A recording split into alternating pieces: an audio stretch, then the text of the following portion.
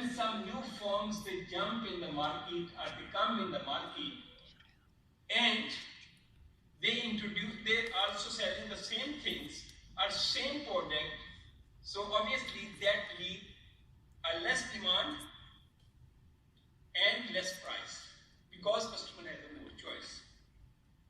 Please do let me know if I'm confusing you. So behind that force or behind that the demand is less and the price is less, behind there is these 8 forces. Number 1, economies of scale. Economies of scale means now the firm they are producing a more product with less cost, with minimum input. That is called economy of scale. When you are, for example, producing a more product with low price, obviously there are too much product in the market and the demand will decrease. Did you get my point? Yes. Sarah? Yes. Do you understand that, please? Yes. And then product differentiation. Then you have a lot of substitutes. There are so many alternative products are available in the market. For example,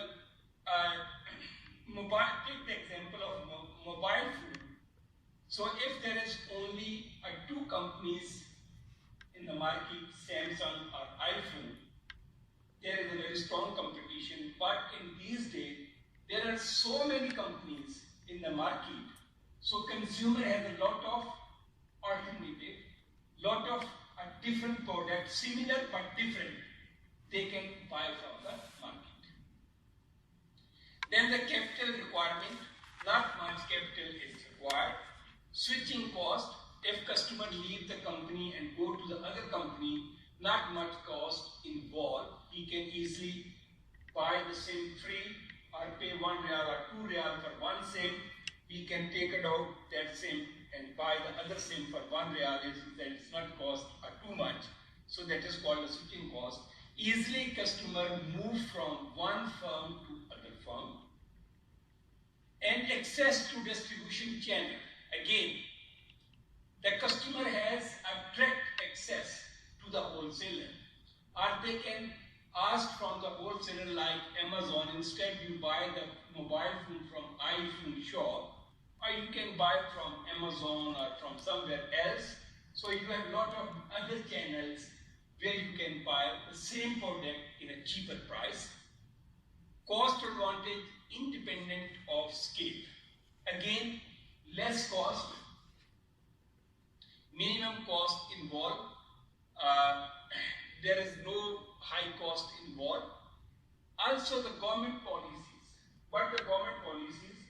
Government encourage a competition, or they have a flexible policies, flexible rules and regulation for the other firms or for the new firms to come and start their business. In these days, apart from this topic, might people have noticed that in a multinational media or international media or local media, every developing economies, they encouraging a foreign investment. They ask every company, please come and do investment in our country. We will provide you a basic infrastructure. We will provide you all kind of facilities. Take the example of China. China's policy. Now my team have noticed that Sarah and Isma, Anud and Allah.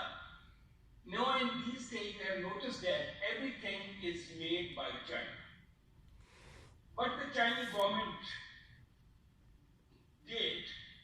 are doing, they made a lot of friendly policies. They said, okay, all firms, they said, okay, everyone can come to our country and do the business. We will provide them the basic infrastructure. We will provide them electricity. In some areas, they provide a free electricity to the companies, and you don't need to pay a tax, a high rate of tax. You don't need to pay a high wage rate, pay us a minimum wage rate. We will give you a free land. So every company said, okay, if I stay at my home country, there is a high tax rate, high electricity is very expensive, and the wage rate is very expensive, and the environmental law are very strong, this and that. So why not to go China and start our business up in China and then manufacture there and bring the product and sell here. So that is the reason every company is moved to China. And they manufacture their product from auto manufacturing to cell phone. All kind of things are